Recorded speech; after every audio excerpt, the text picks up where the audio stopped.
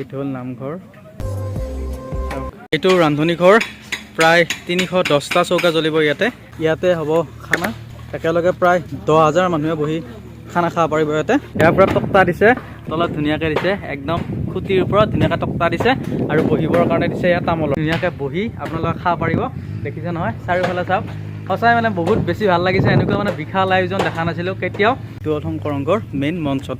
এইটো হ'ল যোনটো পেণ্ডেলটো, চাওক ইয়াতে ভিতৰত প্ৰায় 10,000 পৰা 12,000 মানুহ বহিব পাৰিব। চকী থাকিব 10,000 পৰা 12,000। নৰাৰে বেৰ, ওপৰত ধুনীয়া খেৰৰ চালি আৰু চব তলত ধুনীয়াকৈ আছে। কি ভাল লাগে নে ককা ইয়াতে? ঠাণ্ডা গৰমৰ কথা নাহে, এই আনন্দটো বুজাব পৰা নাযায়। বৈকুণ্ঠত থকা যেন লাগে।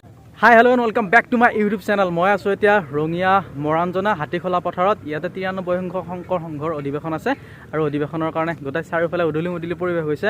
আৰু অহা শুক্ৰ, শনি, দেও 3 দিন আছে অনুষ্ঠান। আপোনালোকে আহিব পাৰিব। আহি ইয়াতে পূৰা লাখ লাখ ভক্ত হ'ব। নামঘৰটো এবাৰ দেখুৱাই দিছোঁ আপোনালোকক, চাওক। এইটো হ'ল নামঘৰ, চাওক এয়া নামঘৰৰ পৰিৱেশ শংকৰ সংঘৰ। আৰু ইফালে অলপমান আগত আছে ৰাস্তাটো, চাওক। আৰু ৰাস্তাৰ পৰা আহি আপোনালোকে দেখিবই শংকৰ সংঘৰ যোনটো নামঘৰ, চাওক খুবেই ধুনীয়াকৈ সজোৱা হৈছে। এয়া খেৰ বাঁহ মেলি।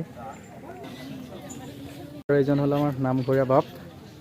এইটো ৰান্ধনী ঘৰ, প্ৰায় 310টা চৌকা জ্বলিব ইয়াতে। দেখিছেনে, কাম চলি আছে। যোনটো ৰান্ধনী ঘৰ আছে ইয়াতে প্ৰায় 310টা চৌকা একেলগে জ্বলাব। 1200 ৰান্ধনীয়ে ইয়াতে ভাত ৰান্ধিব, ৰান্ধনীয়ে। আৰু লগতে প্ৰায় 2000 কৰ্মচাৰী ইয়াতে ভাত দিয়া, কিবা দিয়া, চব্জি দিয়া, দাইল দিয়া, গোটেইখিনি কৰিব। ইয়াতে হ'ব খানা, একেলগে প্ৰায় 10,000 মানুহে বহি খানা খাব পাৰিব ইয়াতে। ইয়াৰ পৰা তক্তা দিছে, তলত ধুনীয়াকৈ দিছে, একদম খুঁটিৰ ওপৰত ধুনীয়াকৈ তক্তা দিছে আৰু বহিবৰ কাৰণে দিছে ইয়াত তামোলৰ। ধুনীয়াকৈ বহি আপোনালোকে খাব পাৰিব। দেখিছে নহয়, চাৰিওফালে চাওক, সঁচাই মানে বহুত বেছি ভাল লাগিছে। এনেকুৱা মানে বিশাল আয়োজন দেখা নাছিলোঁ কেতিয়াও। আৰু এই প্ৰথমবাৰ ৰঙিয়াত আহিছোঁ শংকৰ সংঘৰ 93 সংখ্যক অধিৱেশন। আৰু এই অধিৱেশনত আহিছোঁ। এতিয়া ইয়াতে এটা চাংঘৰ এটা বনাই আছে, ইয়াৰ পৰা এনাউন্স কৰি থাকিব। চাওক, ওপৰৰ পৰা এটা ভিউ দিছোঁ আপোনালোক, দেখিছেনে?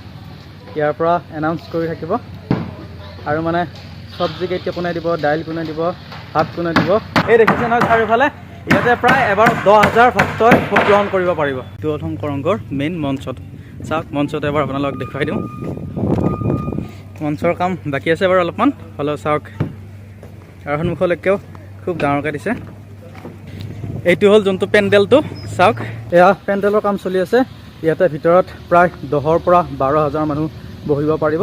চকী থাকিব 10,000 পৰা 12,000। যোনটো মেইন মঞ্চটো, চাওক। ইয়াতে হাতী হ'ব, হাতীৰ দাঁত বনাইছে, দেখিছেনে? হাতীখোলা পথাৰ এখনৰ নাম। আৰু সেইকাৰণে ইয়াতে হাতী ধুনীয়াকৈ থাকিব, চাওক। আৰু এইটো হ'ব গেটটো। আৰু ইয়াতে এখন বিশাল শৰাই হ'ব। ইয়াতে হ'ব পতাকা উত্তোলন, দেখিছে নহয়? যোনটো মেইন মঞ্চটো, এইটো মঞ্চটো দেখিছে নহয়, এইটো মঞ্চটো। আৰু এইটো হ'ল সেৱাগৃহ। আৰু একদম চাইডৰটো হ'ল ভোগগৃহ, তাতে ভাত খাব পাৰিব।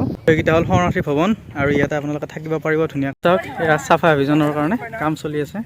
খুৰা, এতিয়া কি বনাইছে? ডাষ্টবিন। মই আছোঁ বৰ্তমান হাতীখোলা পথাৰত। তো কেন্দ্ৰীয় ভঁৰাল আছে, কেন্দ্ৰীয় ভঁৰালত যাওঁতে দাদাকে যেন মানে খুব ধুনীয়াকৈ নাৰিকলৰ লাড়ু এটা দিলে। নাৰিকল লাড়ুটো খাই আছোঁ, সঁচাকৈ খুব ধুনীয়া বনাইছে। আপোনালোক আহিব শংকৰ সংঘৰ 93 সংখ্যক অধিৱেশন ৰঙিয়াৰ হাতীখোলা পথাৰত। আপোনালোক আহি ইয়াতে বহুত বেছি ভাল লাগিব। ইয়াতে ধুনীয়াকৈ নৰাৰে বেৰ, ওপৰত ধুনীয়া খেৰৰ চালি আৰু চব তলত ধুনীয়াকৈ আছে, চাওক। বাকী কেনেকুৱা লাগিছে আপোনালোকৰ? ইমান ধুনীয়া এটা অনুষ্ঠান, ইমান মানুহৰ সমাগম হৈছে, কেনেকুৱা অনুভৱ আপোনালোক? থাকি ভাল লাগে নে ককা ইয়াতে? ঠাণ্ডা গৰমৰ কথা নাহে, এই আনন্দটো বুজাব পৰা নাযায়। বৈকুণ্ঠত থকা যেন লাগে আটাইখিনিৰে মিলে। কিন্তু আমি এটা পৰিয়ালৰ দৰে ইয়াত এতিয়া বিভিন্ন ঠাইৰ পৰা আহিছে। তাৰমানে এতিয়া এই যিটো অস্পৃশ্য ভাৱ বা তেনেকুৱা নাই। আৰু ইয়াত আমি থাকিলে এতিয়া ধৰক ধৰ্ম বৰ্ণ নিৰ্বিশেষ, জাতি ধৰ্ম নিৰ্বিশেষ আটাইৰ লগত সহযোগ কৰি আছোঁ। তেওঁলোক আমাৰ ৰাতি থকা নাই, কিন্তু বাকী কামখিনিত সহযোগ কৰি আছে, যিখিনি মহম্মদিয়ান আছে ওচৰে পাজৰে। আৰু আমি কাম কৰোঁতেও যথেষ্ট সহায় কৰিছে তেওঁলোকে। বাঁহ বেতকে আদি কৰি টঙাল তোলাই আমাক উৎসাহিতও কৰিছে। সেইখিনি ইয়াতে সমন্বয়ৰ প্ৰীতি। আৰু এয়া গুৰুজনাৰ আদৰ্শ নীতি আদৰ্শ, এখন হৰিনাম ধৰ্ম। তাৰমানে কি জাতি বৰ্ণ ভেদ যিটো নাই, সেইটোৰ তাৰমানে ই এটা নিদৰ্শন। আৰু আমি এতিয়াও 93 সংখ্যক অধিৱেশনৰ ক্ষেত্ৰতো সেইটো প্ৰতীয়মান হৈছে।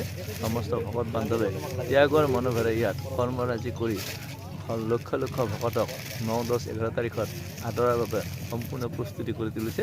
আৰু নিজকে প্ৰস্তুত কৰি ৰাখিছে যিকোনো মুহূৰ্তত তেওঁলোকে সৈনিকৰ দৰে কাম কৰি ভকত সেৱা কৰিব পাৰে আৰু জীৱন ধন্য কৰিব পাৰে। ধন্যবাদ ককা।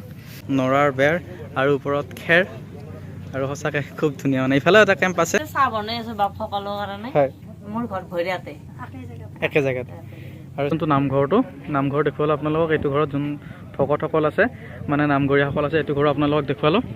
ক'ৰ পৰা আহিছে আপোনালোক?